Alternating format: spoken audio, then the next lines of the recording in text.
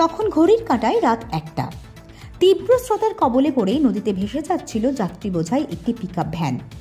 মাঝরাতের অন্ধকারে যখন প্রাণ নিয়ে সংশয় তৈরি হয়, তখনই আশার আলো হয়ে ছুটে আসেন বান্দোয়ানের ডাঙ্গরজুড়ির রাজলক্ষ্মী পেট্রোল পাম্পের কর্মীরা। তাদের সাহস ও দ্রুত পদক্ষেপেই প্রাণে বাঁচলেন 30 জন পুরুষ ও 4 জন মহিলা যাত্রী। শুক্রবার মধ্যরাত ঝাড়খণ্ডের বোকারো থেকে এক কবিরাজের কাছে চিকিৎসা করিয়ে বাড়ি ফিরছিলেন বান্দোয়ানের কুয়েড্ডি, আস্তাগোড়া ও পার্শ্ববর্তী গ্রামের বাসিন্দারা। বান্দোয়ান গালুডি রাজ্য সড়ক দিয়ে ফেরার পথে ভালো পাহাড় ও মানবাইদ গ্রামের মাঝে আমলিজোড়ের কজোয়ে পার হওয়ার সময় হঠাৎই নিয়ন্ত্রণ হারায় ওই পিকআপ ভ্যানটি।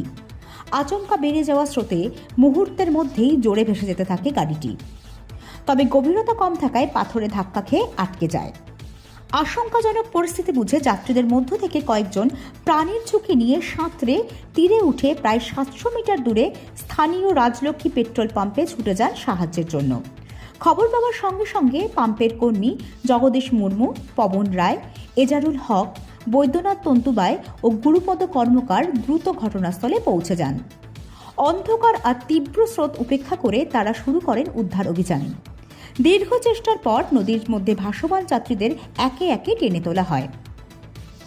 স্থানীয়রা বলেছেন, যদি ওই সময় পেট্রোল পাম্পের ছেলেরা ছুটে না আসতো, এতগুলো প্রাণ বাঁচানো সম্ভব হতো না। উদ্ধার হওয়া যাত্রীদের প্রাথমিকভাবে সেখানেই শুশ্রূষা করে বাড়ি পৌঁছে দেওয়া হয়।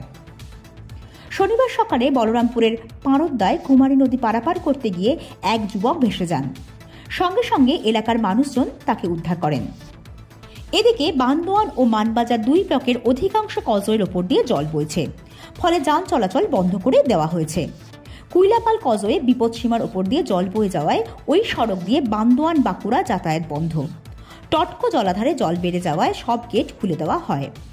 ওই জলাধারের জলস্ফীতি দেখতে এদিন ভিড় দেখা যায়। বোরো থেকে জয়পুর যাওয়ার রাস্তায় টটকো নদীর কজওয়ে জলের তলায় চলে গিয়েছে। সাগার সুপুরটি গ্রামের কজওয়ের ওপর দিয়ে জল চলে যাওয়ায় ওই এলাকার যোগাযোগ বন্ধ, যেন বিচ্ছিন্ন দ্বীপ হয়ে ঘরবন্দি মানুষ।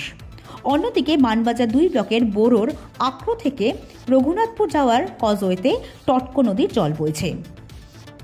ওই এলাকাতেও যাতায়াত বন্ধ। প্রশাসন জানিয়েছে, টানা বর্ষণে নদীর স্রোত হঠাৎ বেড়ে যাওয়ায় এমন দুর্ঘটনা ঘটছে। স্থানীয়দের সতর্ক করে দেওয়া হয়েছে বর্ষার সময় কজওয়ে পারাপারের সময় বাড়তি সতর্কতা অবলম্বন করার জন্য। এমন প্রাণঘাতী পরিস্থিতিতে রাজলক্ষ্মী পেট্রোল পাম্পের কর্মীদের এই মানবিক উদ্যোগকে কুর্নিশ জানাচ্ছে সমগ্র এলাকা। তাদের দ্রুততা ও সাহসেই রক্ষা পেয়েছে 34টি প্রাণ।